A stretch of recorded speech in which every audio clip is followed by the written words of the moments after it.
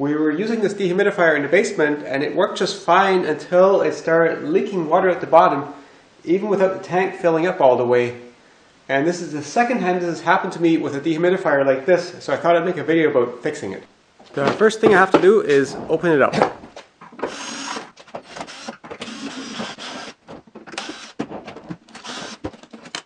I don't quite remember how this actually opens up.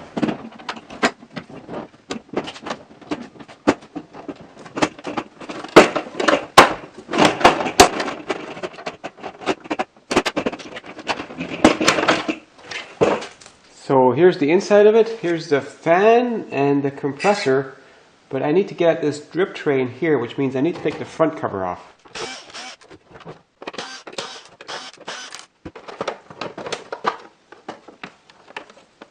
I just noticed this filter in here is really dirty. I should clean that. Much better.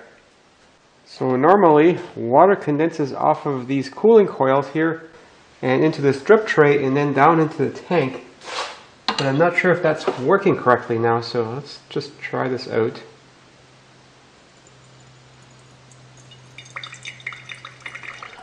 Well, the water is flowing where it's supposed to flow just fine.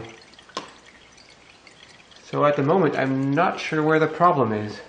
What had happened on my other dehumidifier is that dust would settle on here a little bit and run down with the water into the drip tray, and eventually it just built up a bit of a sludge in there, and then the drip tray overflowed without actually draining into the tank, and it just flowed off to the side and water spilled everywhere. It could be that because the filter was so plugged up there wasn't enough airflow and I was getting some ice buildup on here, which then when it melted didn't all go into the drip tray but just kind of flowed everywhere. So I'll put this back together and we'll see if that fixes it.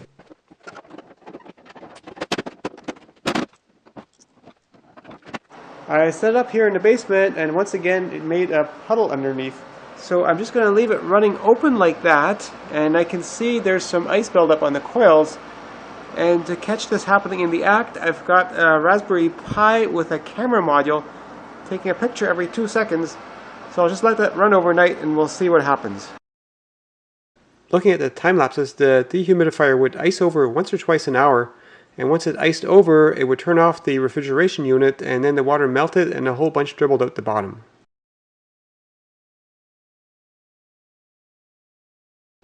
After cleaning up the mess, I put the dehumidifier on a tray and raised it up a bit so I could see under it. I wanted to see how the water managed to get out the bottom, so I rigged it up to run without the tank. And here's another defrost cycle. You can see some of the water coming out of a hole on the right, but on the spout on the left you can see most of it coming out the spout, but some of it dripping behind the spout as well. So I couldn't really figure out where this other water was coming from. It would seem like it actually came out the spout and then went up the back of it and then down the other side, but that was just unbelievable. But when I put my finger up against the threaded spout, the water ran down my finger and it no longer ran out the back. So sure enough, the water actually, through surface tension and capillary action or whatever, managed to make it down the other side. And if it was tilted back ever so slightly, it would just run all the way to the back and run down behind the tank. I figured I could fix that by making the end of the spout a little bit larger. So I took a cap for a hose, drilled a hole into it and screwed it on there. And so now the water would have to go up much further to get behind the spout, and that seems to have fixed the problem. Now I wasn't sure if this cap was quite sufficient, so I added a little bit of caulking right here just to give that a low point, so if the water does get to here, it'll dribble off of here instead of potentially running down the back. And the hole on this side, I plugged it up with caulking and I made the caulking stick down a little bit. So again, if there's water that comes out here, it'll dribble down here instead of potentially running down the back. Let's give this a quick test without the cap just to see if the caulking on its own would work.